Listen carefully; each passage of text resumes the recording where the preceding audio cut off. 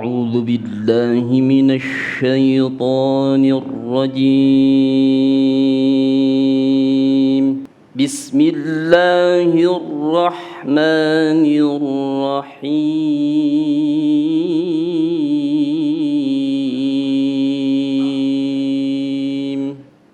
وإذ أخذنا ميثاق بني إسرائيل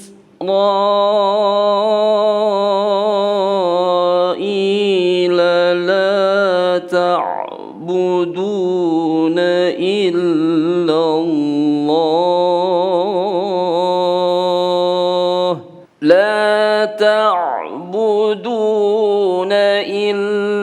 الله وبالوالدين إحسانا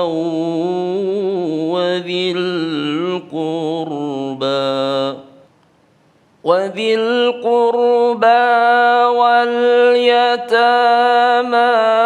والمساكين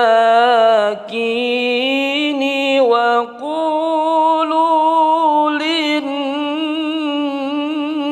للناس حسنا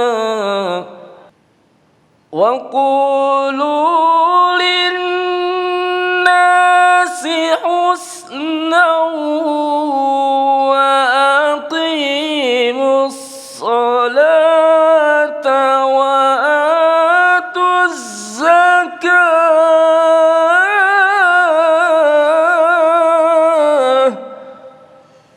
ثم توليتم إلا قليلا منكم وأنتم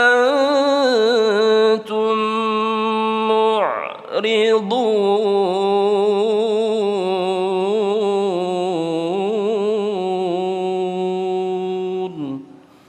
صدق الله العظيم.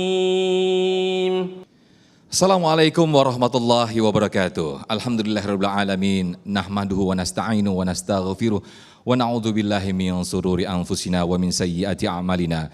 May yahdihillahu fala mudhillalah wa may yudlilhu fala hadiyalah. Asyhadu an la ilaha illallah wa asyhadu anna Muhammadar Rasulullah. Allahumma shalli ala Muhammad wa ala ali Muhammad. Alhamdulillahirabbil alamin, segala puji bagi Allah yang telah kembali mengumpulkan kita dalam majelis ilmu Damai Indonesiaku, yang insyaallah pada kesempatan hari ini Damai Indonesiaku disiarkan dari Masjid Az-Zikra Komplek Telkom Jati Asih, Kota Bekasi, Jawa Barat. Pemirsa, akhlak adalah sebuah perbuatan terpuji yang sejatinya dimiliki setiap insan manusia. Namun pada kenyataannya akhlak tidak didasari, namun pada kenyataannya manusia melakukan segala sesuatu tidak didasari akhlak.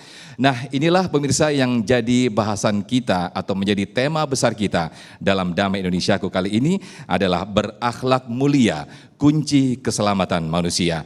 Insyaallah telah hadir guru-guru kita di tengah-tengah kita, para asatidz kita, ada Ustadz Ahmad Khan dan juga Kang Rashid. Insyaallah yang di segmentasi pertama ini akan disampaikan pertama kali adalah oleh Ustadz Ahmad Khan yang akan memaparkan manusia dinilai dari akhlaknya.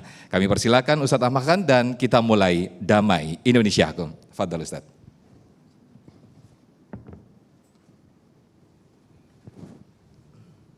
Assalamualaikum warahmatullahi wabarakatuh. Alhamdulillah wassalatu wassalamu ala Rasulillah Sayyiduna Muhammad ibn Abdillah wa ala alihi wa sahbihi wa man nasarahu wa walah wa la haula wa la quwata illa billah subhanaka la ilma lana illa ma 'allamtana innaka antal alimul hakim. Ya Fatah ya Alim, ya Fatah ya Alim, ya Fatah ya Alim, iftah alaina futwal arifin wa faqihna fid din wa alimna ta'wil wa hdina ila sawa'i sabil walhamdulillahi rabbil alamin. Hadirin wal hadirat, jamaah Damai Indonesiaku TV One dimanapun Anda berada, serta seluruh jamaah Masjid Az-Zikra Komplek Telkom Jati Asih, Bekasi, Jawa Barat, yang insya Allah kita semua dirahmati oleh Allah Subhanahu wa Ta'ala. serta para orang tua, para guru, para alim ulama yang insya Allah semuanya diberkahi oleh Allah Subhanahu wa Ta'ala.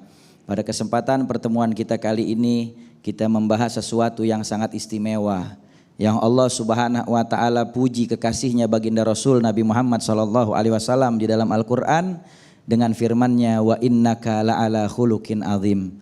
Sesungguhnya engkau wahai kekasihku Muhammad memiliki akhlak yang begitu luhur, akhlak yang begitu agung dan mulia. Dan contoh di dalam akhlak kita adalah baginda Rasul Nabi Muhammad sallallahu alaihi wasallam. Karena sesungguhnya manusia yang diciptakan oleh Allah Subhanahu wa Ta'ala ini, yang menjadi pandangannya Allah adalah hatinya. Ketika hatinya dia bersih, maka akan tercermin pada dirinya akhlak-akhlak yang karimah, akhlak-akhlak yang mulia. Dan di dalam satu buah hadis yang datang daripada sahabat Abdullah bin Amr bin As, beliau mengatakan, satu ketika kami sedang duduk bersama baginda Rasul Nabi Muhammad sallallahu alaihi wasallam, wa huwa yuhaditsuna, dan baginda Rasul Nabi Muhammad sallallahu alaihi wasallam beliau berbicara kepada kami, kata Rasulullah, inna min khiyarikum ahsanukum akhlaqan. Sesungguhnya termasuk orang yang terbaik di antara kalian adalah orang yang paling baik akhlaknya. Dan akhlak ini diajarkan oleh baginda Rasul Nabi Muhammad. Dari mulai bagaimana akhlak kita kepada Allah Subhanahu wa Ta'ala. Ketika kita mau beribadah, maka Allah katakan dalam Al-Quran, khudu zinatakum inda kulli masjidin. Perindahlah diri kalian di saat kalian mau ke masjid. Ketika kalian mau beribadah, mau berjumpa dengan Allah Subhanahu wa Ta'ala, maka indahikan diri kita. Jangan sampai kita sembarangan, kurang adab, kurang akhlak ketika menghadap Allah Subhanahu wa Ta'ala. Lalu kemudian ada akhlak ma'a Rasulillah. Bagaimana akhlak kita kepada baginda Rasul Nabi Muhammad sallallahu alaihi wasallam. Kita mencintai Rasulullah, kita mensuri tauladani daripada akhlak-akhlaknya, dan kita mencintai pewarisnya, yaitu para ahlul bait dzurriyyah baginda Rasul Nabi Muhammad, dan juga para ulama-ulama yang menjadi pewarisnya baginda Rasul Nabi Muhammad sallallahu alaihi wasallam. Begitu juga Nabi mengajarkan kita akhlak ma'al walidain, bagaimana akhlak kita kepada kedua orang tua. Kita harus berbakti kepada kedua orang tua kita. Kita harus selalu senantiasa mengedepankan akhlak, karena sesungguhnya manusia yang dipandang yang terbaik oleh Allah Subhanahu wa Ta'ala adalah yang baik akhlaknya. Bahkan di dalam hadis yang lain, di dalam satu riwayat daripada sahabat Abu Hurairah, kata Rasul sallallahu alaihi wasallam, akmalul mu'minina imanan ahasinukum khuluqan. Sesungguhnya orang yang paling sempurna, yang paling utama akhlaknya di antara kalian adalah yang paling baik akhlaknya, yang paling bagus akhlaknya, yang paling indah budi pekertinya. Lihat baginda Rasul Nabi Muhammad sallallahu alaihi wasallam mengajarkan bagaimana akhlak kepada kedua orang tua. Walaupun Rasulullah dari kecil sudah ditinggal wafat oleh orang tuanya, tetapi Rasulullah perlihatkan ketika sedang duduk dengan para sahabat, tiba-tiba datang ibunda susuannya, ibunda Halimatus Sa'diyah. Ketika itu Nabi sedang berkumpul dengan sahabat, Nabi bangun dari tempat duduknya, lalu kemudian Nabi gelar sorbannya, Nabi persilakan ibunda susuannya untuk duduk di atas sorbannya baginda Rasul Nabi Muhammad. Dan Rasulullah tidak duduk sebelum ibundanya duduk di tempat tersebut. Lihat bagaimana akhlak mulia yang diajarkan oleh baginda Rasul Nabi Muhammad. Sama dengan seorang wanita tua Yahudi yang ketika minta tolong sama Rasulullah untuk diangkatkan kayu bakar sampai ke rumahnya. Ternyata sepanjang jalan ini wanita Yahudi mencaci, mencemooh baginda Rasul Nabi Muhammad. Karena dia gak kenal kalau yang dicaci maki itu ternyata orang yang dia maksud, Nabi Muhammad SAW. Ketika sampai di tempat tujuan, Nabi permisi, seorang tua ini berterima kasih, lalu bertanya, siapa namamu? Saya Muhammad bin Abdullah.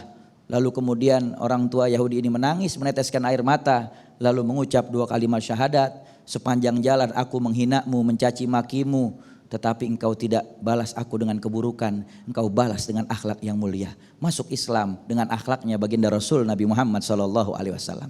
Mudah-mudahan kita bisa mencontoh ulama-ulama kita yang mencontoh baginda Rasul Nabi Muhammad sehingga kita dikaruniakan akhlak yang mulia. Amin ya rabbal alamin. Masya Allah, luar biasa sekali apa yang dipaparkan oleh Ustadz Ahmad Khan, bahwa indah sekali akhlak yang telah dicontohkan Rasulullah Sallallahu Alaihi Wasallam kepada kita. Lantas seberapa pentingnya akhlak manusia untuk menuju jalan kesuksesan atau keselamatan manusia? Nanti Kang Rashid akan memaparkan untuk kita semua di segmentasi berikut. Tetaplah di program Damai Indonesiaku.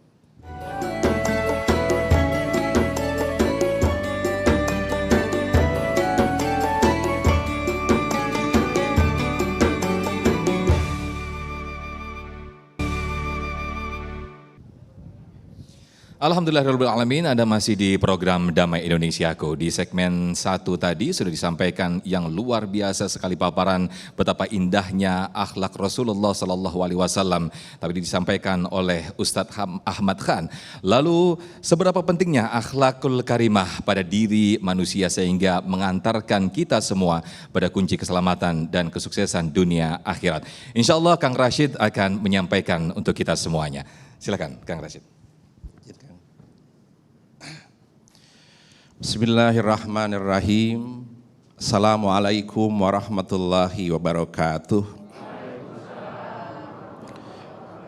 Alhamdulillahi wa kafa, segala puji dan puja milik Sang Maha Kuasa yang setiap detik menit memberikan contoh akhlak yang terbaik. Bagaimana Allah di kesibukannya menata langit, menata bumi dengan seimbang. Itulah akhlak yang Allah contohkan kepada kita untuk kita tiru dan kita gugu. Wassalatu wassalamu ala sayyidinal Mustafa. Juga salawat kita haturkan kepada Kangjeng Nabi Muhammad sallallahu alaihi wasallam wa ala alihi wa ashabi ahli sidqi wal wafa. Para jamaah Damai Indonesiaku dan para jamaah Masjid Az-Zikra Komplek Telkom yang kami hormati, punten sekali bahwa tadi guru kita Ustadz Ahmad kan menyampaikan misi utama Kangjeng Nabi sampai Allah harus mengutus seseorang untuk menjadi contoh, menjadi teladan. Karena punten hampir 3/4 isi Al-Quran berbicara tentang akhlak. 13 tahun Nabi berjuang mensyiarkan, memviralkan, mempublikasikan tentang akhlak sebelum sholat. Jadi posisi akhlak itu nomor tinggi setelah ilmu. Paling tinggi itu adalah akhlak. Kalau ilmu tidak berefek akhlak, ilmunya nothing. Kalau harta tidak berefek akhlak, hartanya nothing. Kalau kekuasaan tidak berefek akhlak, kekuasaannya nothing.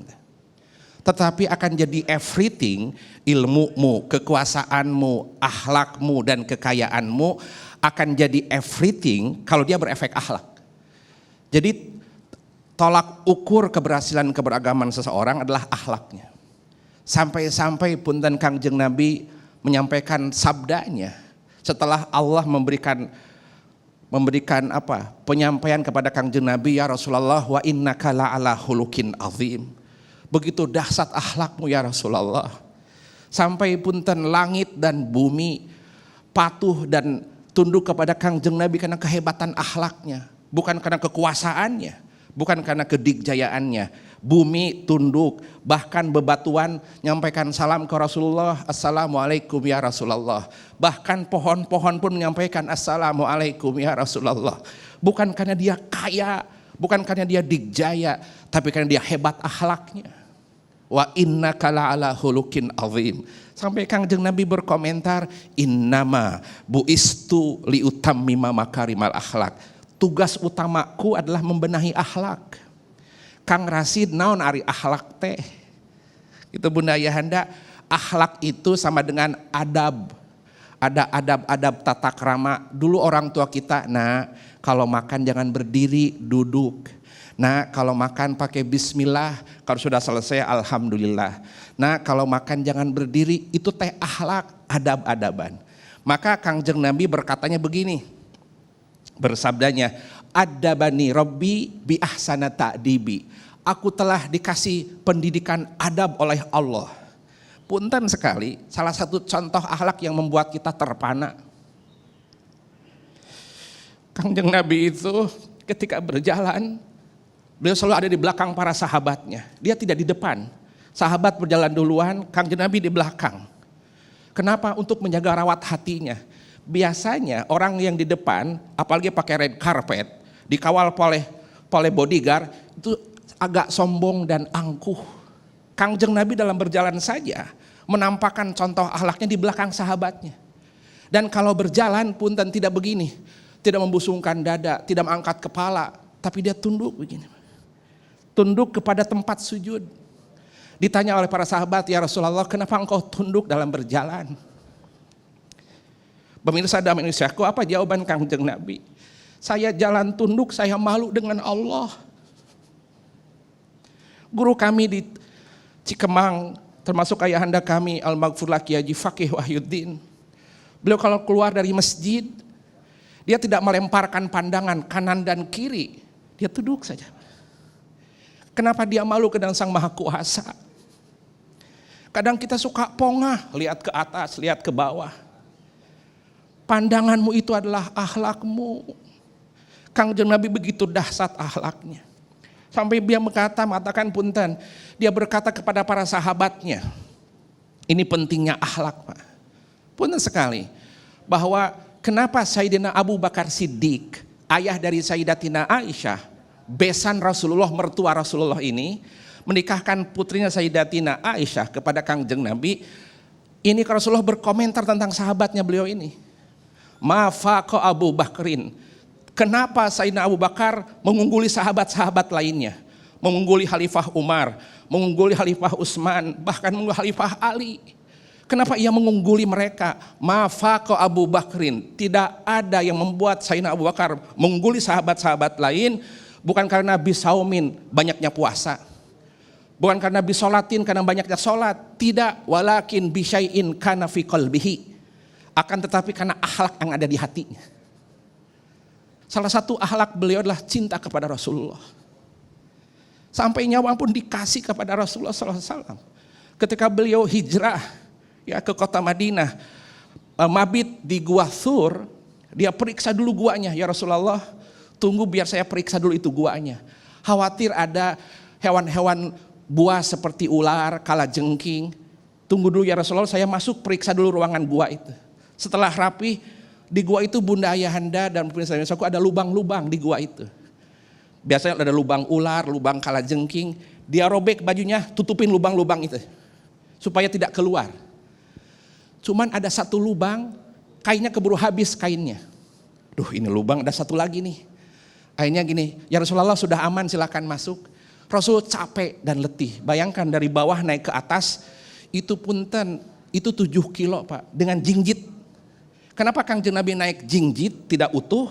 Sebab kalau utuh ketahuan itu kaki Rasulullah. Maka dia jingjit untuk mengkaburkan orang-orang yang akan mengejarnya. Ketika masuk gua, ya Rasulullah silahkan masuk. Kelihatan wajahnya capek. Silahkan tidur di pangkuanku ya Rasulullah. Beliau tidur di pangkuannya, kakinya selonjor. Ibu jarinya, telapak kakinya menutup lubang yang sisa tadi. Dia tutup. Khawatir ada ular atau apa. Tidurlah Rasulullah dengan nyenyaknya. Ketika sedang nyenyak, ternyata ada ular keluar dari lubang tadi, Pak, menggigit kaki Sayyidina Abu Bakar Siddiq. Sayyidina Abu Bakar itu kesakitan tapi dia tahan. Karena Rasul sedang tidur. Sampai tetesan keringat, jatuhlah tetesan itu ke bawah. Rasul bangun, ada apa ya Abu Bakar Siddiq? Akhlak. Maka mafaqa Abu Bakrin Siddiq. Tidak ada yang bisa mengungguli Abu Bakar Siddiq karena akhlaknya yang hebat. Negeri ini miskin akhlak. Ya Allah, turunkanlah pemimpin yang memiliki akhlak di negeri ini. La haula wala quwata illa billah.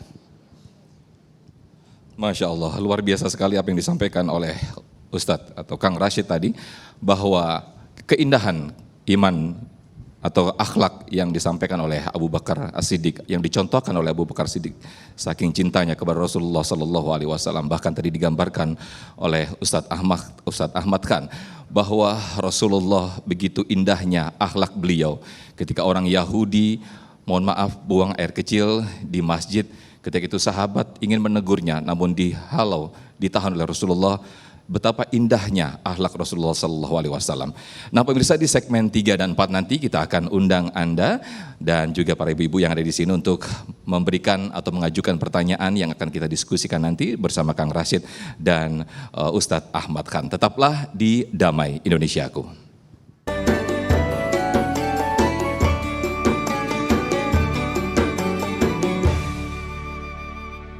Alhamdulillahirrahmanirrahim, kita masih di program Damai Indonesiaku yang tadi telah disampaikan oleh guru-guru kita, oleh asatidz kita, betapa indahnya akhlak Rasulullah sehingga patutlah dan wajib kita mencontoh akhlak Rasulullah sehingga akan membawakan kita menuju kesuksesan dunia akhirat, insyaallah, amin. Dan di segmen 3 ini pemirsa, kita ajak Anda untuk bertanya, satu dari ibu-ibu, dan nanti di segmentasi berikutnya kami berikan waktu untuk dari bapak-bapak. Dari ibu-ibu terlebih dahulu, saya minta untuk berdiri, menyebutkan nama dan silakan pertanyaannya apa saja. Ya. Bismillahirrahmanirrahim. Assalamualaikum warahmatullahi wabarakatuh. Waalaikumsalam warahmatullahi wabarakatuh. Ustadz Rashid dan Abdul Khan ya tadi. Ahmad Khan, mohon maaf dengan Ustadz. Ibu siapa? Saya dengan Bu Fauzia. Bu Fauzia. Saya dari Majelis Taklim Masjid Az-Zikro ini. Insyaallah, silakan Ibu. Ya. Nah, yang saya tanyakan bagaimana Ustadz caranya agar kita tetap berakhlak yang baik, tetapi kemajuan teknologi juga tetap kita lakukan. Baik, Terima silakan kasih ditanggapi, Ustadz. Bu Fauzia. Ya, Assalamualaikum warahmatullahi wabarakatuh. Baik, Ustadz Ahmad Khan silakan. Ini sekarang modernisasi dan juga globalisasi yang ada sekarang ini justru akhlak kita makin terkikis. Ini bagaimana Ustadz untuk mengimbanginya? Bismillahirrahmanirrahim. Pertanyaan yang sangat luar biasa karena kalau kita perhatikan di zaman sekarang ini perkembangan teknologi begitu luar biasa sehingga membahayakan pendidikan anak-anak kita. Karena hal-hal yang buruk itu bisa masuk ke dalam rumah kita. Kalau dulu hal-hal yang buruk harus dicari keluar. Kalau sekarang tidak perlu keluar, di dalam rumah itu keburukan-keburukan bisa datang. Sehingga menyebabkan anak-anak kita terkikis akhlak baiknya sehingga mereka justru malah lebih dominan akhlak buruknya. Bagaimana caranya agar kita bisa menyikapi ini? Kembali lagi kepada perhatian dan pengawasan dari kedua orang tuanya. Karena sesungguhnya ulama juga sudah mengingatkan di dalam kitab Tarbiyatul Aulad di jilid pertama yang dikarang oleh Ad-Doktor Sayyid Abdullah bin Nasi Alwan Al-Hasani, itu dijelaskan bagaimana mendidik akhlak bahkan dari mulai anak kita berada dalam kandungan ibunya. Makanya kata ulama, madrasatul ula li auladiha. Sesungguhnya seorang ibu itu adalah sekolahan pertama untuk mendidik anaknya. Ketika seorang ibu mengandung anaknya di dalam kandungan, maka si ibu harus menjalankan kewajiban perintah Allah, menjauhi larangannya, dan membiasakan melakukan hal-hal yang positif serta menerapkan akhlak-akhlaknya baginda Rasul Nabi Muhammad sepanjang hidupnya. Sehingga ketika anak lahir, maka anak itu akan sudah memiliki akhlak-akhlak yang baik dan kebiasaan yang positif dari ibunya. Ibunya rajin berzikir, rajin bersolawat, rajin beristighfar. Lalu kemudian di dalam kehidupannya mencontoh akhlak-akhlak mulianya baginda Rasul Nabi Muhammad. Maka nanti anak-anaknya juga akan mencontoh akhlak-akhlak mulianya Rasulullah. Sekarang dalam urusan berhubungan rumah tangga saja, Nabi udah ajarin, cuman kebanyakan orang kita yang kagak ngelaksanain. Sehingga ketika anaknya lahir justru malah kebanyakan ngikutin daripada sifat-sifatnya iblis, waliyadzubillah. Makanya kan di dalam kitab Ihya Ulumuddin itu dijelasin tuh sama Imam Ghazali. Ada pertemuan antara setan kurus dan setan gemuk. Satu ketika setan kurus ketemu sama setan gemuk. Kata setan gemuk begini, setan kurus, kenapa kamu dulunya gemuk kok sekarang kurus? Karena sekarang saya tinggal di rumah orang yang kalau makan baca bismillah, jadi saya nggak bisa ikut makan bareng dia, jadi saya kurus. Kalau minum baca bismillah, jadi saya juga kehausan. Kalau pakai minyak rambut baca bismillah, jadi rambut saya acak-acakan. Kalau pakai baju baca bismillah, jadi saya telanjang. Bahkan kalau dia berhubungan intim dengan istrinya baca bismillah, maka saya tidak tercukupi kebutuhan saya, kata tuh setan kurus. Lalu setan kurus tanya, nah kalau kamu kok bisa gemuk, dulunya kan kurus. Begeng krempeng. Apa kata tuh setan gemuk? Saya tinggal di rumah orang yang kalau makan gak baca bismillah, saya ikut makan bareng dia. Minum gak baca bismillah, saya ikut minum bareng dia.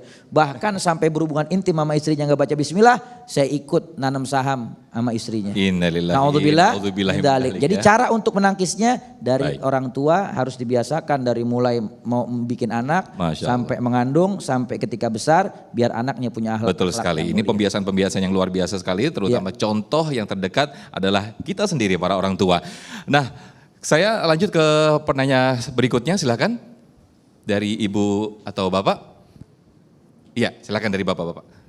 Sebutkan nama dan ajukan pertanyaannya. Bismillahirrahmanirrahim. Assalamualaikum warahmatullahi wabarakatuh. Nama saya Grinaldi Rizky dari Kompleks Telkom Satwika. Yang ingin saya tanyakan begini Ustadz. Sebagai seorang manusia, kita sering merasa bahwa apa yang kita lakukan sudah yang paling baik. Tapi sebagai manusia yang makhluk sosial dan hidup bermasyarakat, kita sering mendapatkan feedback berupa penilaian atau komentar dari orang tentang apa yang kita lakukan dan apa yang kita punya. Jadi yang ingin saya tanyakan, apa indikasi bagi kita sebagai seorang pribadi muslim terutama untuk mengindikasikan bahwa yang kita lakukan ini sudah, walaupun bukan yang terbaik tapi sudah dalam arah yang baik. Bagaimana memilahnya antara kita dan komentar orang? Bagaimana indikasinya buat kita menentukan bahwa sudah ini saya tangkap, sudah bisa kita tangkap pertanyaan. Terima kasih. Wassalamualaikum warahmatullahi wabarakatuh.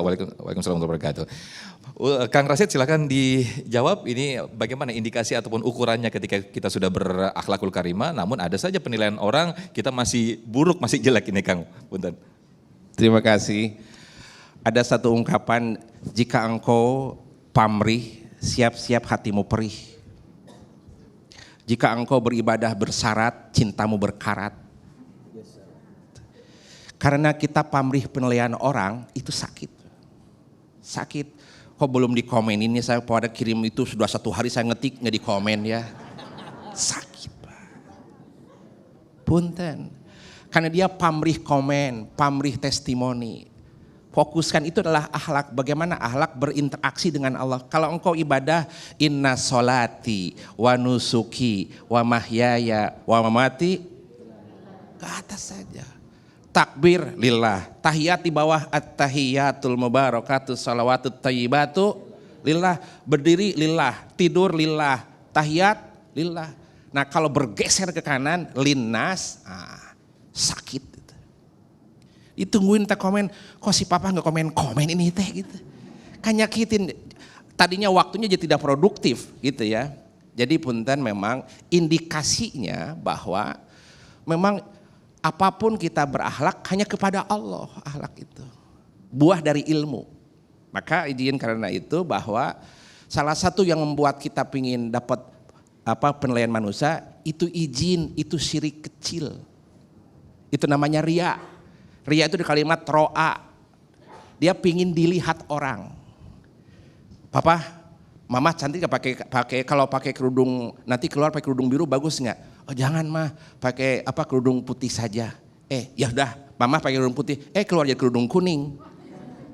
Padahal udah sepakat di depan rumah tuh Ustaz. Jadi gimana kalau berubah-ubah begini gitu ya.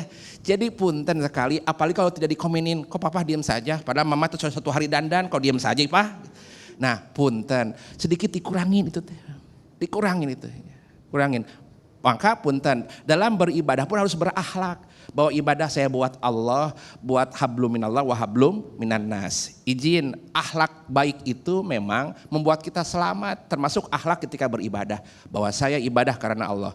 Nabi menyampaikan dalam satu hadisnya, mengatakan al-hulukul hasanu yudibul khotoya. Akhlak yang baik itu bisa menghapuskan kesalahan Pak. Akhlak yang baik saja itu bisa berefek menghapuskan kesalahan Kang. Mau tahu sampai mana membersihkannya?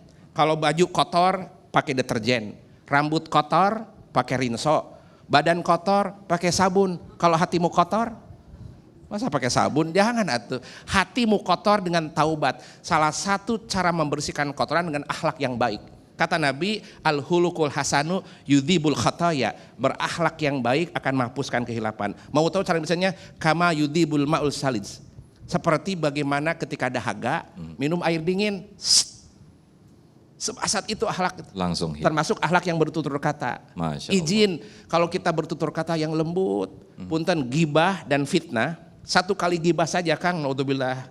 Ya, 1 kali gibah 70 pahala salat yang diterima dikasih kepada orang yang digibahi. Masya Allah, mudah-mudahan kita terhindar dari orang seperti itu Ustadz. Nanti kita akan bahas lagi di segmentasi berikut. Ada pertanyaan Ustadz, ini ketika banyak orang, ada beberapa orang mungkin dia rajin beribadah, kemudian sholatnya rajin, baca Al-Qur'annya Masya Allah luar biasa sekali, indah sekali. Namun banyak orang menilai bahwa dia ternyata akhlaknya masih kurang sopan. Ini ada apa nih Ustadz? Nanti kita akan jawab di segmentasi berikut, tetaplah di Damai Indonesiaku.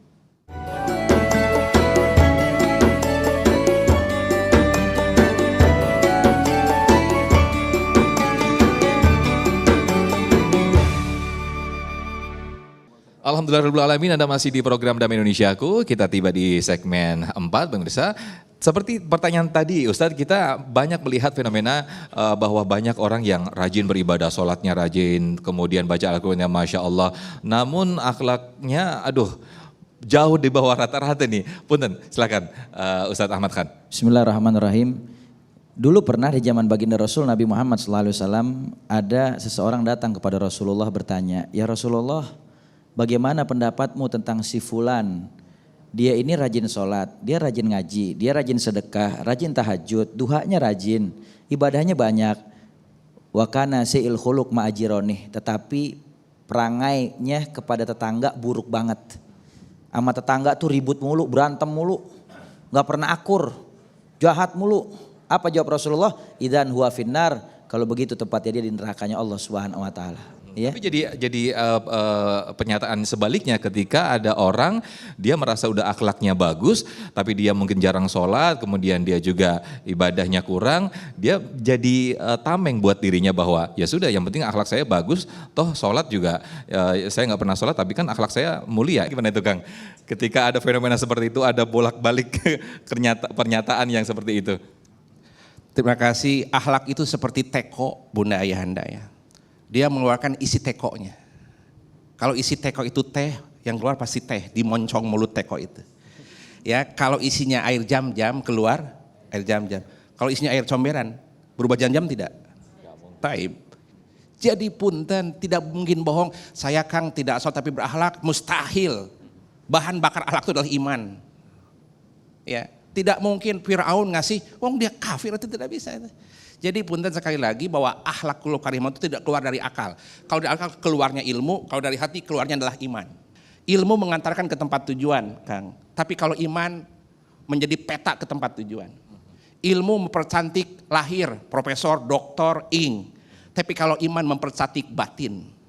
Ilmu mengamankan kita di dunia, sedangkan iman mengamankan kita di akhirat. Masya Allah, luar biasa sekali. Ada sinergitas antara akal dan juga hati. Itu yang harapan kita semuanya. Baik, saya lempar pertanyaan untuk para jamaah yang ada di sini. Silakan, ibu-ibu. Kami persilakan. Dengan ibu siapa? Silakan berdiri, Ibu. Ya, Assalamualaikum warahmatullahi wabarakatuh. Saya Ibu Mahfudah, perwakilan dari Majelis Ta'lim Adz-Dzikra. Al-Mukarram Ustadz Ahmad, Kang Rasid senantiasa dalam lindungan Allah dan kita semua, amin.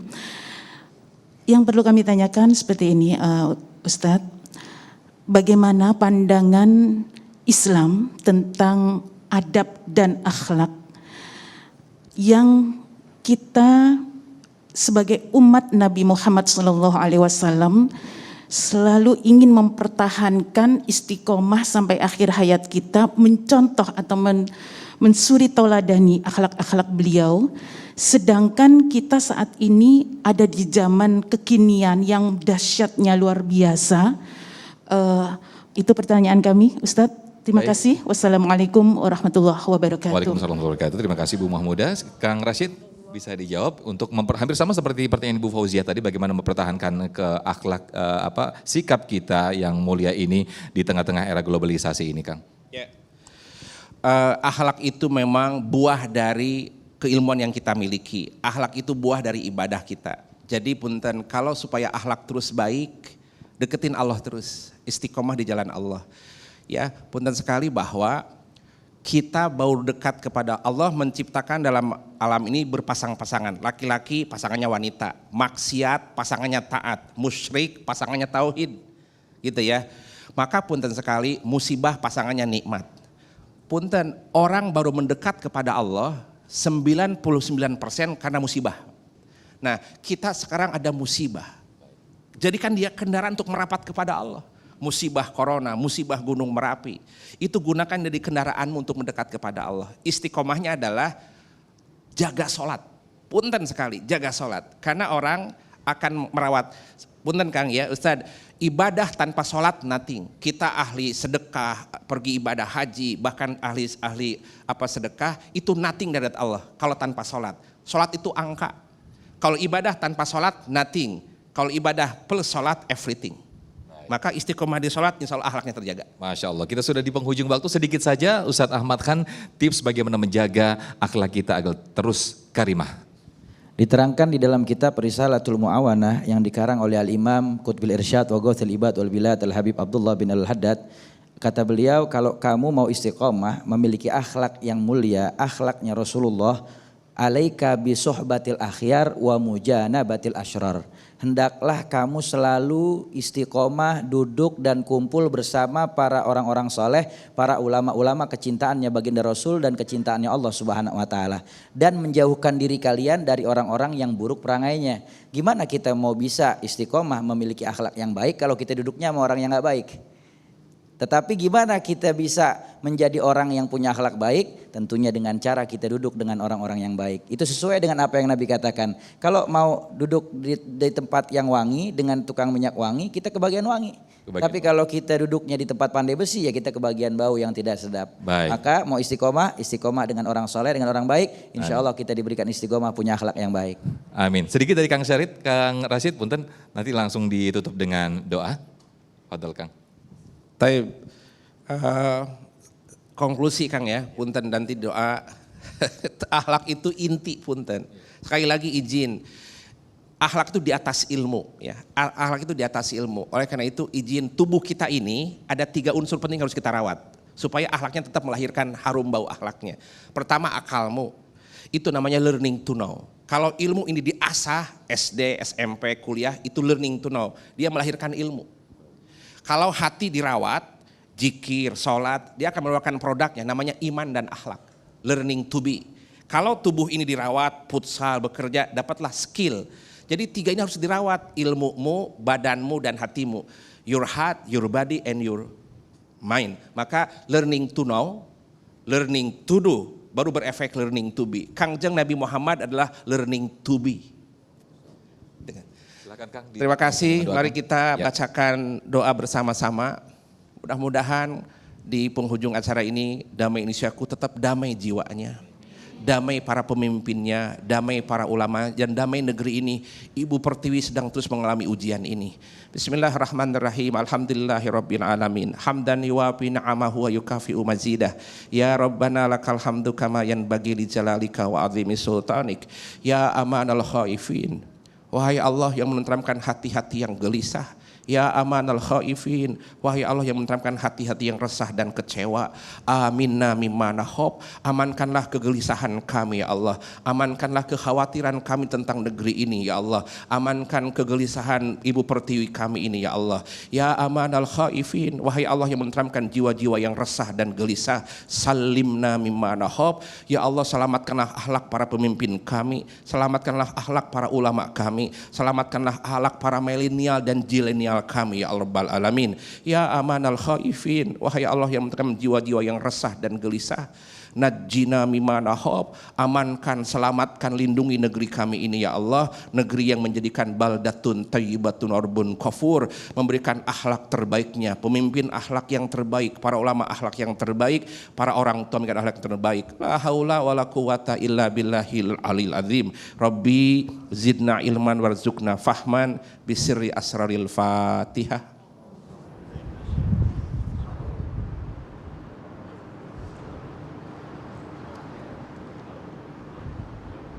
Alhamdulillahirabbil alamin. Jazakumullah khairul jaza Kang Rashid, Ustadz Ahmad Khan atas motivasi dan juga tausiahnya untuk kita semuanya. Terima kasih kepada para jamaah Masjid Az-Zikra Jati Asih, Bekasi, Jawa Barat. Dan pemirsa, kita akhiri sampai di sini program Damai Indonesiaku. Saya Muhammad Sofyan pamit undur diri.